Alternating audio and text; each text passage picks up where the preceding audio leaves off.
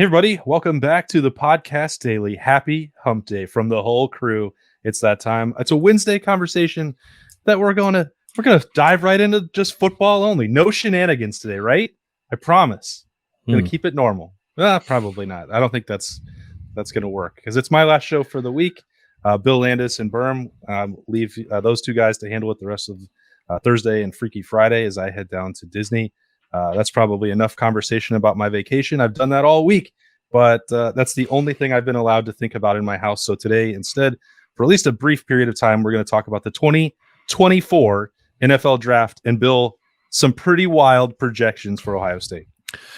Yeah, so there are like two conversations I think that need to be had here. And the first is, how big do you think the draft class is going to be? And the second is, then what does that mean for Ohio State this fall? Because there are some trends with teams that have classes this large that would create some fairly lofty expectations for Ohio State if the number for this class is as big as we think it could be, which is potentially flirting with Ohio State's own program record of 14 draft picks in 1 year. So I don't know how we want to do this. If we want to go through and say how many we think are going to get picked or how many first rounders there are, but there's a lot to dive into. I think the most interesting thing about those two conversations, Bill, is how they are almost directly tied to one another. Because to me, one guy, if he gets drafted next year, the expectation for this season goes completely different, and that's Kyle McCord. If Kyle McCord is in the draft class next April, then the Ohio State 2023 football season should have ended with the national championship. And I don't know that it should be that sort of pressure or that sort of link between the two, but I think it really does come down to that. When we were, that having an NFL quarterback changes the projection for everything. I think that almost goes without saying, but it would add to the urgency for Ohio State if we're talking about 2-3 handfuls of guys, 15, 16 NFL draft picks, and one of them is the quarterback, and Ohio State doesn't win in the Big House, doesn't win a Big Ten championship, doesn't get back to the college football playoff, doesn't win a national championship. This is one of those rare times, which I hate doing this, but everything is in place where this is really a spot where Ohio State fans could say, I know their expectations are always championship or bust, but this is one of the first times where I can be I can kind of see that, even as hard as it is to win one, and that no one should ever expect that to actually happen because of the challenge. I can almost get behind it. The urgency for Ryan Day has to be there, the urgency for the coaching staff, and then these guys that we're going to talk about for their draft stock. None of it has really been proven with on-field success in the most meaningful games. So if it doesn't come together this year, then that would be a real disappointment for the Buckeyes. I think there's there's a secondary conversation that's tied, I think, directly to the next draft and to Ohio State's roster that I find interesting. And I don't know, there's probably not enough data to have a firm answer on it now, but I maybe am curious on Berm's perspective on this. So the class that is becoming draft eligible is the 2021 recruiting class, which didn't have a real cycle of recruitment. A lot of them didn't have senior high school football seasons. It is probably, just because of those circumstances, the most poorly evaluated recruiting class that we have had because people just couldn't get eyeballs on them. They're only 2 years into it, and I don't know if you've thought about this, so I apologize for putting you on the spot, but do you feel like you've seen any of that play out on the field? Are there guys in the 2021, not even just at Ohio State, but across college football, do you think to yourself, the fact that these guys weren't evaluated the same way other recruiting classes were is showing up a little bit on the football field? I actually think, all things considered, it's been pretty amazing how well they were evaluated. When you look at quarterbacks like Drake May or JJ McCarthy, when you look at players at Ohio State like JT Tuimoloau, who was obviously a basketball player, almost first and foremost in high school. When you look at a player like Emeka Ibuka, when you look at Travion Henderson, your question is pretty important, I think, though, in the big picture, especially at Ohio State, because so many of these guys haven't played football, and yet we're talking about them in terms of being a potential first-round pick from a year from now.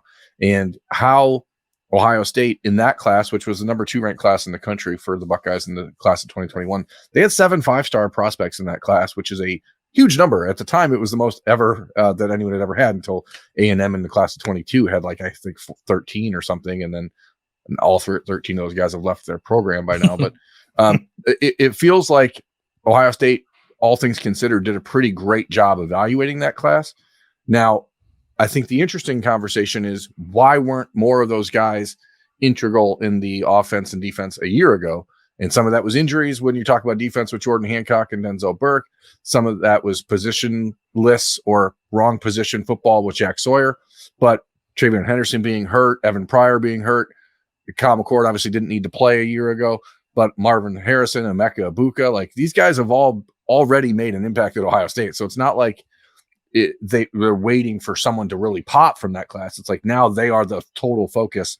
And then you add McCord into that mix, and it becomes a very 2021 heavy roster heading into the season as far as impact on the program. I think it is also interesting when you talk about the expectations going into this year, you maybe get a sense of why Ohio State, even though they knew CJ Stroud was going to be a top 3 pick in the draft, was so adamant to try to get him to come back for one more year. Because if you add CJ Stroud back into this mix with everything else, it is, and they were close. I mean, reality is there was real conversation about CJ coming back until the last minute. So you can see, like, awesome when you say everything lines up in this season, like everything lines up, but you have a first-time starting quarterback that's going to be forced to play on the road at Notre Dame, at Michigan, at Wisconsin. Like that's the one area where you're like, if Kyle McCord makes that step and he's a guy that we're talking about 8 months from now as a first-round pick, the season couldn't have gone better for Ohio State.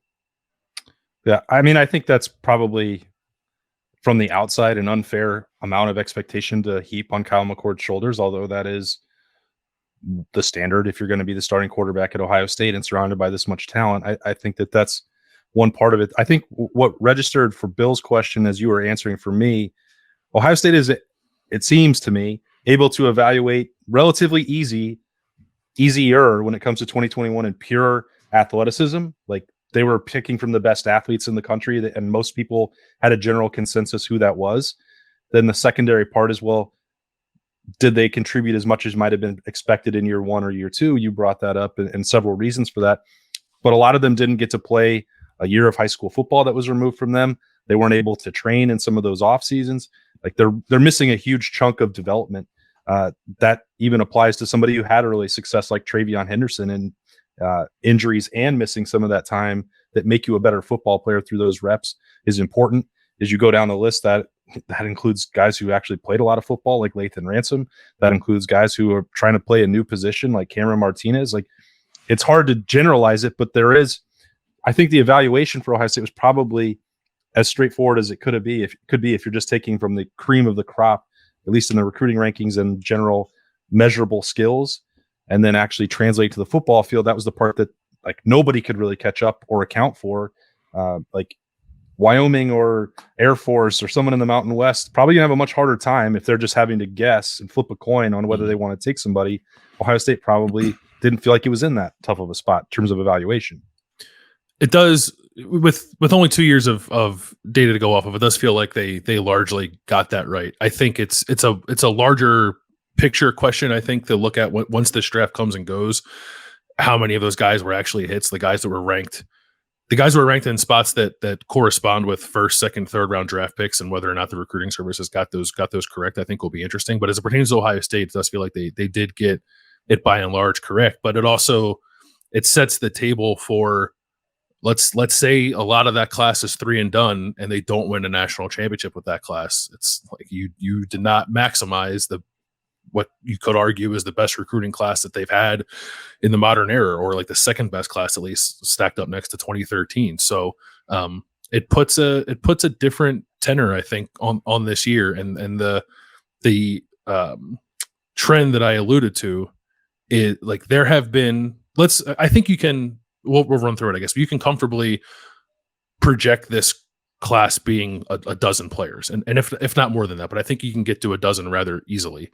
There have been 5 other classes of that size since 1994, when the draft went to 7 rounds. All of them won national championships.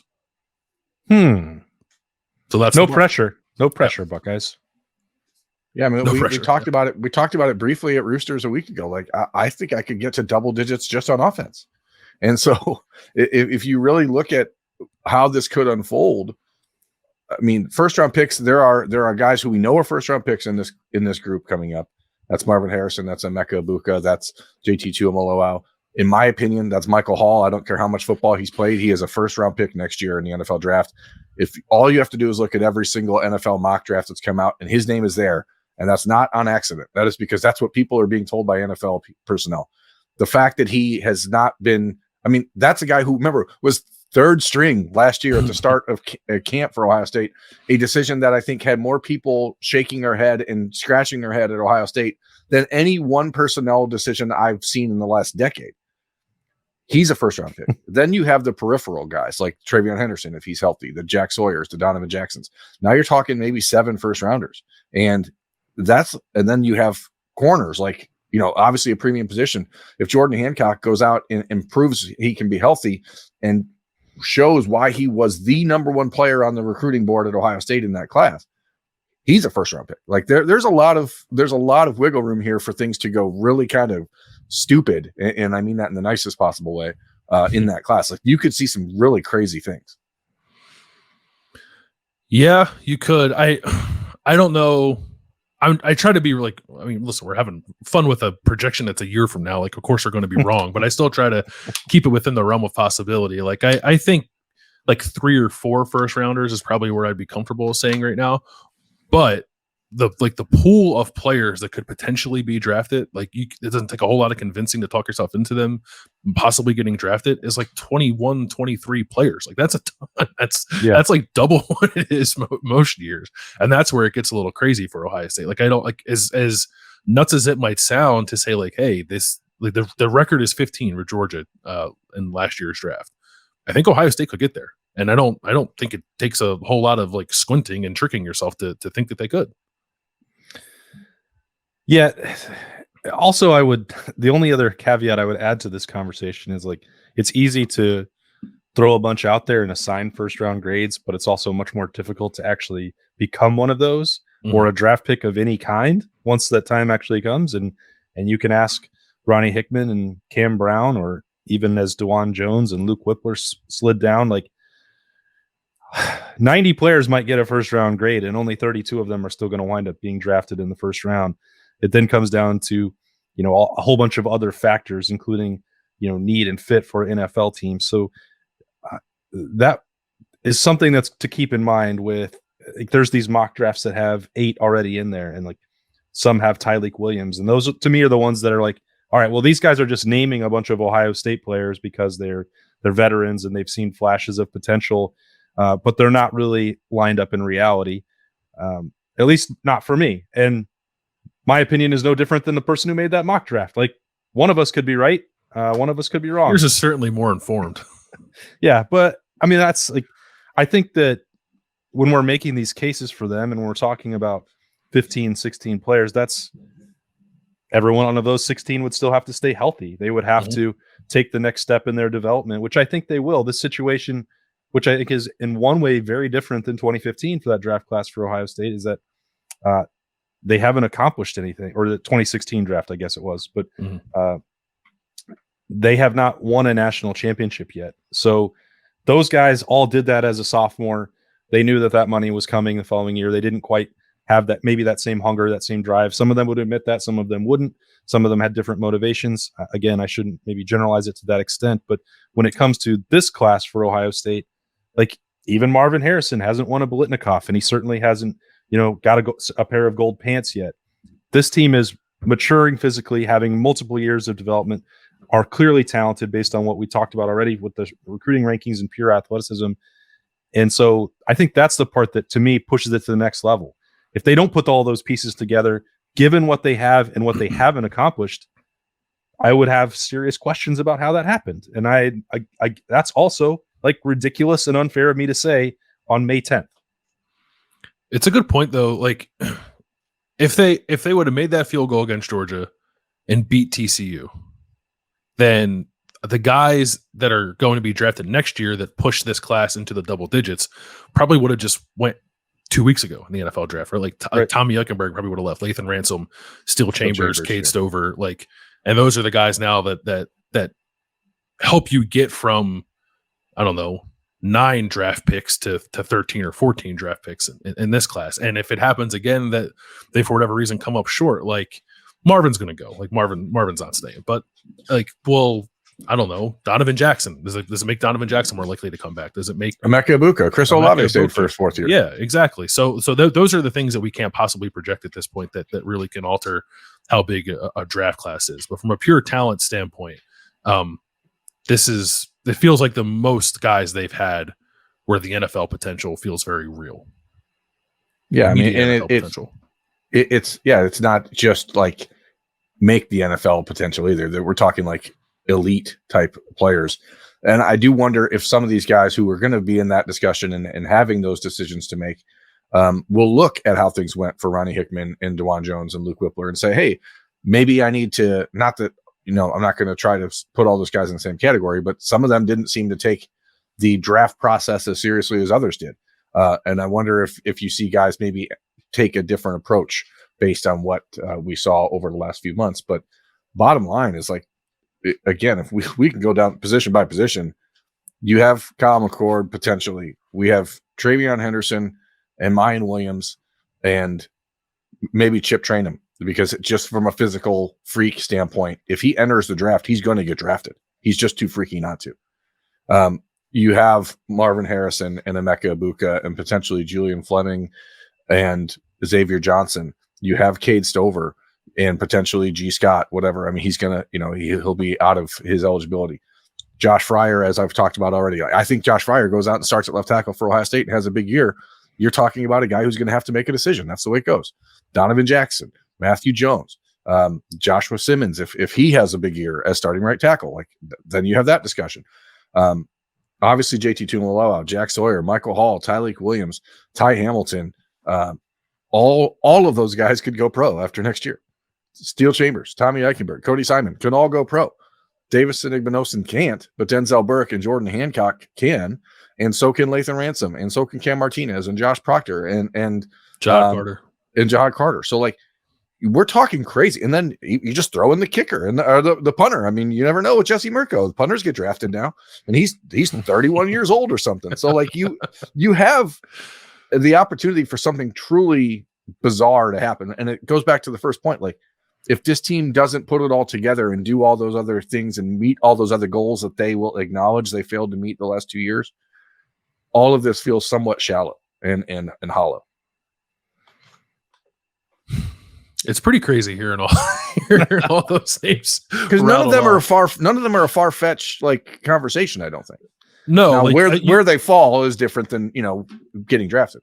Yeah, and it's like, do I think Jack Sawyer's going to get drafted next year? If you ask me right now, no, I don't. But could he? Certainly. Like, there's a lot, and there's a few guys like that. But even if you eliminate those guys, you're still talking about like 10 to 12 players that I think are definitely going to get drafted next year.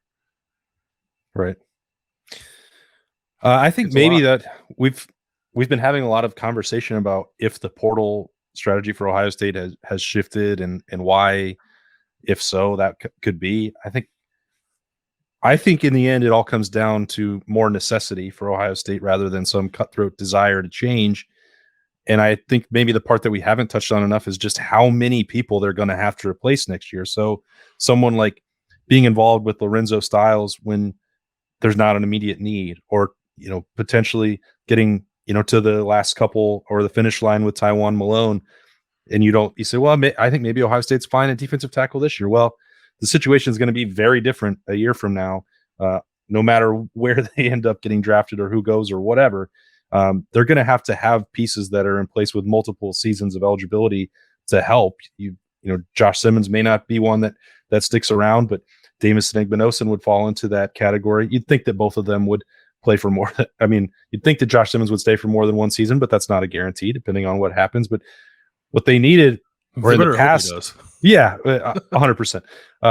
What they needed in the past were guys that were purely stopgap options. Trey Sermon, Jonah Jackson, 1 year help us out and be a bridge. And that's not really the case that Ohio State finds itself in right now, because there is this looming period where there could be massive roster turnover heading into next offseason. There could be. I didn't even mention Lathan Ransom. I mean, I didn't even say his name. I mean, there's so many guys. Like it's ridiculous. Yeah, and I think they like the discussion we've been having about the 2018, 2019 recruiting classes, I think is like doesn't apply to what they did in 21.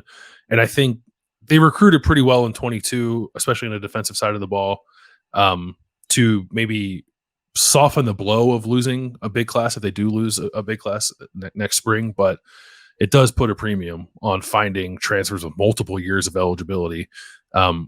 Like Davis and Igbinosun, at the time of adding him, I didn't think of him in that context, but I just thought like they needed a corner because their corners weren't very good last year and the numbers were late. But now it's like, oh yeah, like they got 2 years of him, bank 2 years of him that they're probably going to need because it's very plausible that they could lose.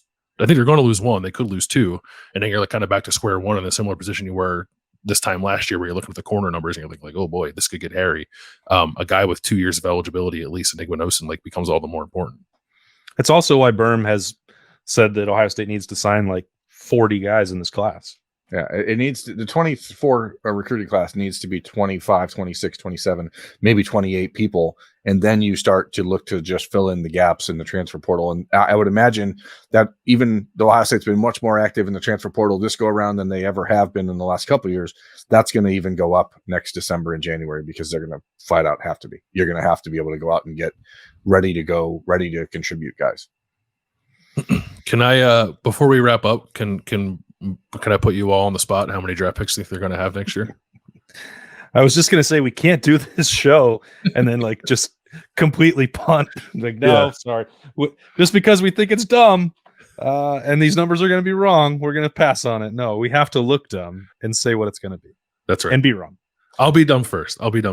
I think they're going to have 13 and 4 first-round picks.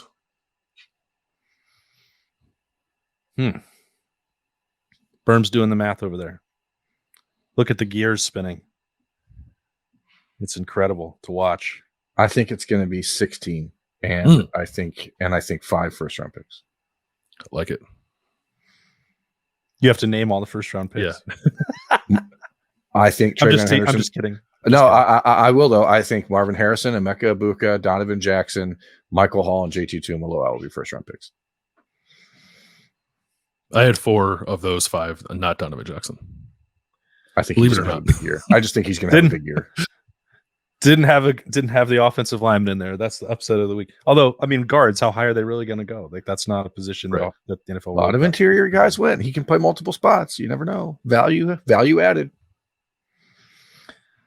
I think the number is going to be 15 for Ohio State, and I tend to agree with Bill that it'll be 4.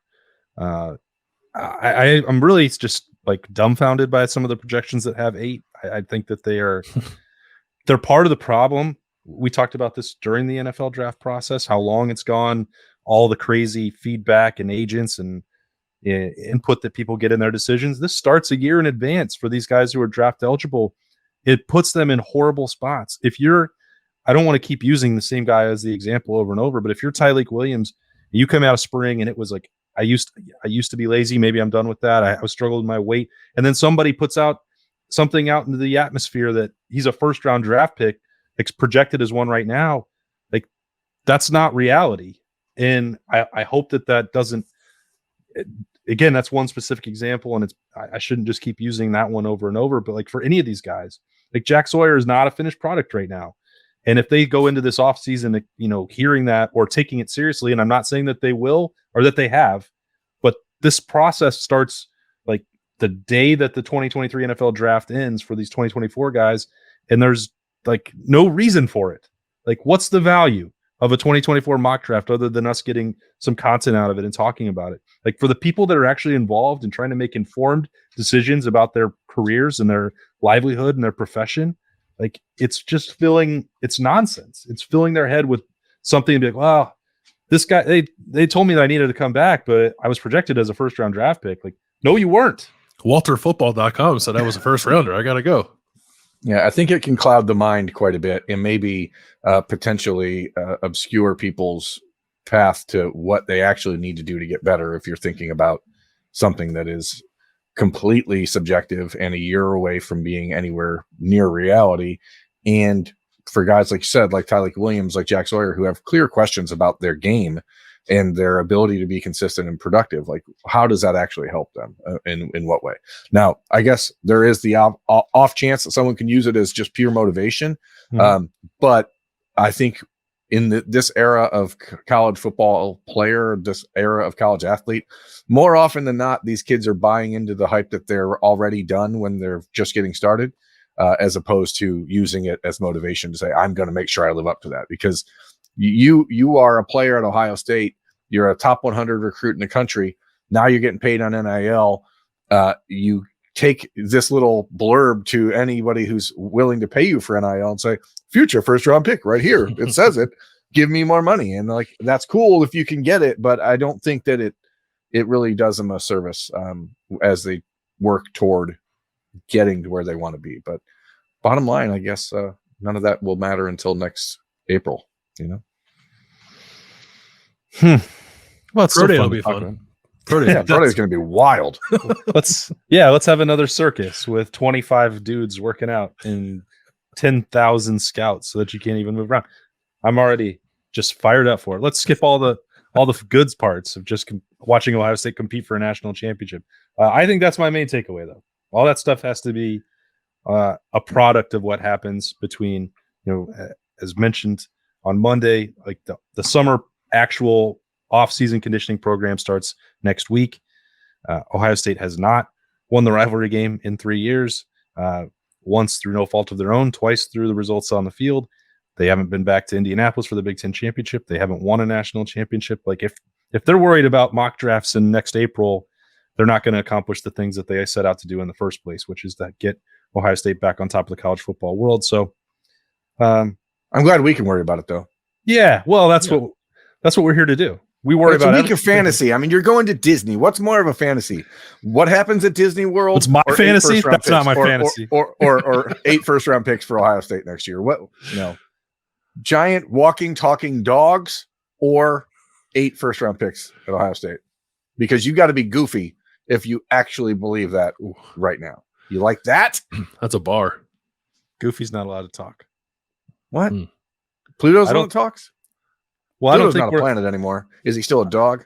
I don't think we're allowed to walk up to the cartoons and talk to us. Like it's like mascot rules. Brutus isn't having conversations with you on the sideline, is he? What do you guys talk about? I'm not going to pretend I've never had a conversation with Brutus. Okay. Do you guys talk about how Brutus looks like Thad Matta? Once we did. And he agreed. And Brutus did too. Well, it feels like I got a Freaky Friday episode in me here at the very end. I said no shenanigans, but everybody here knows that wasn't going to be reality. Thanks for joining us and spending a part of your week with us here. And it's definitely part of your morning or wherever you listen to the podcast daily. We appreciate your support. For Bill and Berm, I am Austin. Enjoy the rest of your week with these two guys. I will see you next Monday.